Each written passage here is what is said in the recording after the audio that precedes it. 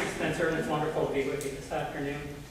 Music is the language of the universe. It's a language of aspiration, a language of hope. I thought I'd start this afternoon with some music and invite you to, as Patrick did earlier this afternoon, to just close your eyes or soften your vision. I don't really play tunes as such. Once I start to play, I just play. I don't know where I begin and I don't quite know where I end. So it's really more like a narrative or a storyline. And I often think of it as being a soundtrack. And many people who listen to my music have taken it in as being something of a soundtrack to their own lives. So as you soften your vision or close your eyes, you might just kind of be with the music and see what drifts up in terms of images or storylines or questions or aspirations. Something, I think aspirational literal meaning is to breathe life into. And what is it that at this time in your life you're wanting to breathe your life into? And that's, I think, the life of aspiration.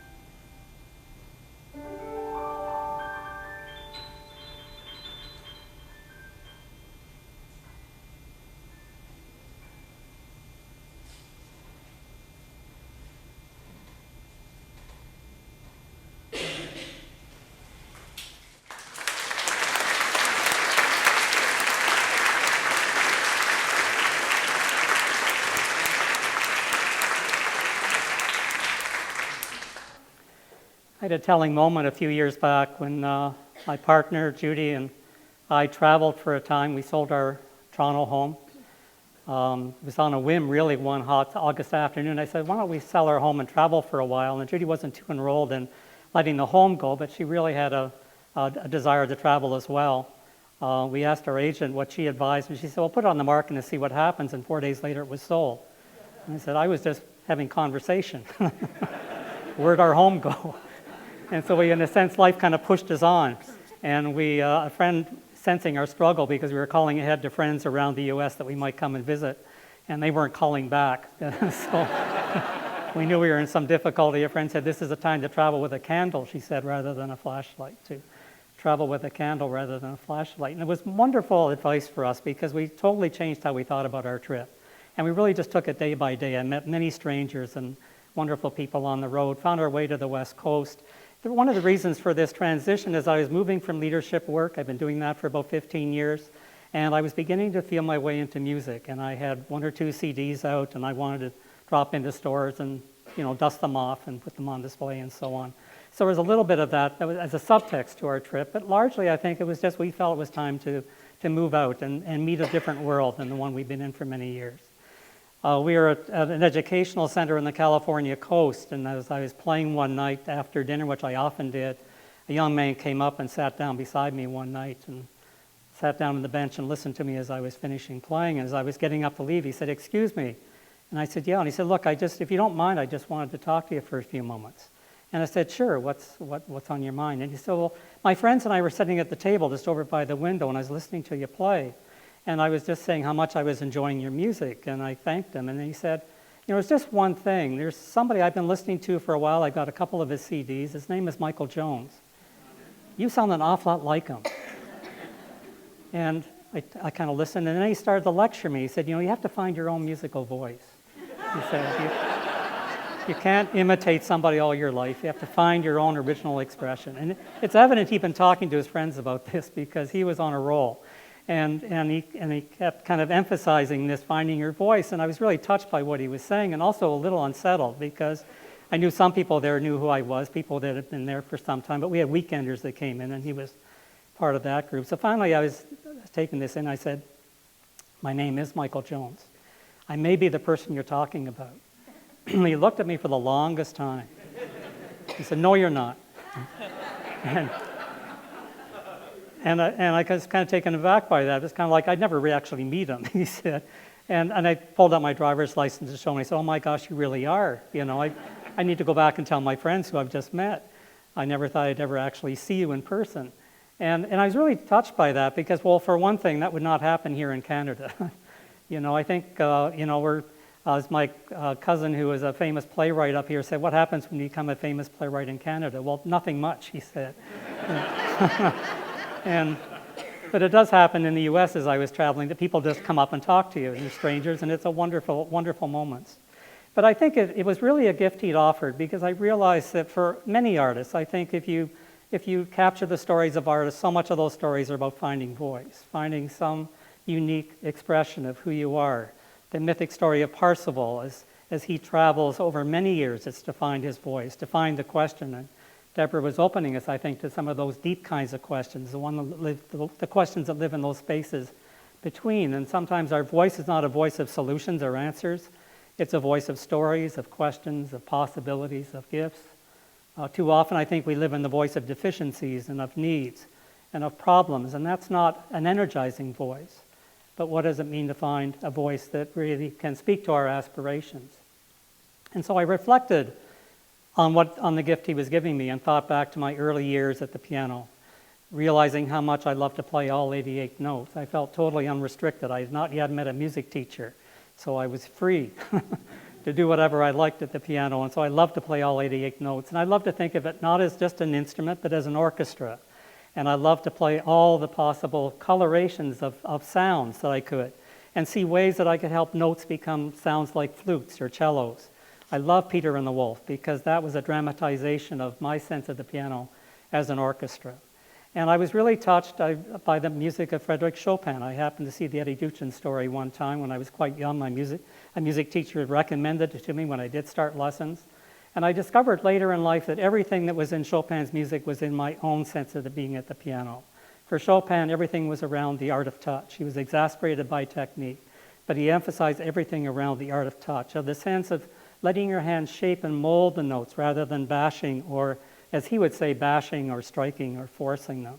And always in his teaching, he said, easily, he says, don't force the notes, mold and shape the notes. Let your hand drop into the key rather than forcing it from your wrist or from your forehand. And so there was a whole education I was developing as an apprentice to the music of Chopin, of letting the music originate from the center of my back and move with the weight down through my arms and into the piano in ways that I could begin to recreate soundtracks of all the things I love to create music around. The music of Georgian Bay, the sense of the play of light on water, the sense of the sound of the music moving through the pine trees. All of that became a part of my musical language. And yet, as I started piano lessons, then I began to get more narrowly focused into playing other people's music. And as time went on, I felt this conflict, this kind of tug between playing other people's music, finding other people's voices, and playing my own. Because when I was playing the piano for myself, it felt like I was, in a sense, being played. I sometimes create soundtracks to war games that my friends and I would create when we were quite young, and I do the entire soundtrack. And I remember once feeling myself actually being played as I was doing that, and I stopped myself and said, what's happening here? And of course, then it stopped. And I found my question was, how do I find my way back to that place where the music just seems to flow naturally through me? That exhilaration and terror, that one moment's surrender, the not caution but a wise blindness, as a German poet, Rainer Maria Rilke, spoke of it. And so these were kind of two lives that I was living. And I was living these two lives well into my mid-years. And I remember at a time when I was asking myself, whose music was I playing? At that time, I was a leadership consultant. I remember, again, a very telling moment, once again with a stranger who came and met me at the piano to offer perhaps some helpful advice. And that was in a hotel down near Niagara-on-the-Lake. I was working with a group of financial managers through the day. And we'd been working through about 5 days of material. This Wednesday afternoon, we decided to take the evening off. Many went into town, many wonderful restaurants there. It was off season, so it was fairly quiet. And I came back early to just get some material ready for the next day. I remember there was a spinet piano near the registration desk, and I've been watching it all week, kind of eyeing it, seeing an opportunity when I could go over and just kind of kick the tires. And so this was my opportunity. I sat down at the piano, started to play, sort of cover arrangements of other people's music, because that's a lot of what I did in public environments, but also playing a little bit of my own music because it was so quiet in the hotel. I felt a little less shy about letting that kind of weave into what I was doing. I've been doing that for about 20 or 30 minutes and really settling into it and relaxing and thinking a bit about the next day, when I noticed an older gentleman coming towards me from what I remember to be a lounge just down the hall. And I felt immediately unsettled and a little embarrassed and self-conscious, because I knew he'd probably be asking for requests, and it probably would be music I wouldn't know how to play. And so, but on he came. I noticed very clearly he had a glass of red wine precariously perched between his thumb and his forefinger. And closer and closer he got. And as he got to the piano, he steadied himself, put his hand on the top of it, and then more or less fell into the easy chair beside it and listened as I finished playing. And when I stopped, he said, if you don't mind me asking, what music was that I was listening to? I said, I think that was a little bit of Moon River, I said. Just an arrangement I have of that. He thought about that for a moment, and then he said, no, that wasn't what I was hearing. I heard something when I was in the lounge down the hall that I didn't recognize. What music was that? I said, I guess that was probably a little bit of my own music. He said, well, does it have a title? No. I said, it's just my own music. It really doesn't have any beginning or end. It's just what I do. And he said, could you play some more of that music for me, please? Not Moon River, but no, some of that other music. And I was stunned. Here was a stranger, just appeared out of nowhere, and he's asking me to play some of my music. Nobody ever in my life had ever said, Michael, would you just play your own music? At least not that I'd remembered. So I did. I played for about 10, 15 minutes, because once I get started, I just love to enter into the flow of it. And when I finished, it was very quiet for a moment, and then he looked at me and said, do you work here at the hotel? And I said, no, I'm an organizational or leadership consultant. I'm busy changing the world. You're trying to. Didn't seem at all impressed by that. He said, well, how many other people do this kind of work that you do? And I said, well, probably about 20 or 30 in the Toronto area do something similar to what I do. And then there was a long pause. And then he looked at me, and what I remembered most about that moment was how fiery and clear his eyes were, and how, in his face, his entire features just seemed to ignite. And he said, well, who's going to play your music if you don't play it yourself? He asked me. Who's going to play your music if you don't play it yourself? And I was stuck with that question. He stood up and kind of put his hand on my shoulder and said, this is your gift, he said. Don't waste it. And then he turned and then kind of somewhat unsteadily started to move back with the glass of red wine, again, perched thumb and forefinger back towards the lounge. And there I was standing kind of in the center of that question. And I realized that I prided myself being an educator, that I had answers to questions, but I had no answer for that question. And off he went to the lounge, and I sat there on the piano bench, mulling it over, and then thinking, maybe I'll go find him. Maybe we can reframe the question. Maybe that's not quite the right one. So I went off to the lounge. Of course, he was nowhere to be found. It's interesting that a friend, when I shared that story a few weeks later, said, isn't it interesting how angels come to us in the forms of drunks and children? And my life was never the same after that. I was teaching a course the next morning on vision and purpose. It was all coming out of somebody else's textbook. And I in some ways appreciated the cover that, if anybody had a quarrel, they could write to this other person. It was really their ideas. But he was really, I think, offering me an invitation to stand more in the center of my own life. William Stafford, a wonderful poet, in a poem called Vocation, says the last line is, our job is to discover what our world is trying to be, he says. Our job is to discover what our world is trying to be. And I think a corollary of that is to discover what our life is trying to be. What is the aspirational energy that really informs and inspires and opens up our life? I think too often maybe we ask a parallel question, what we think our life ought to be, not what it's trying to be. That too often we seem to live our life out of the expectations of others rather than from that kind of sense of what is stirring within ourselves that wants to move out and into the world. I think that's the invitation that old man offered that night. It was an invitation I picked up somewhat graciously. I didn't play Moon River ever again after that night. People think maybe I play it backwards, but I don't. He really was an invitation to come back to my own music. It was a wonderful gift. It led to many recordings that followed from that, really inspired by that visitation that had come at that time. And out of the invitation, I think, to live the life that was trying to live itself through me, rather than the life I thought I had to live based on what other people thought they wanted from me. It's an invitation I extend to you as well. And thank you very much.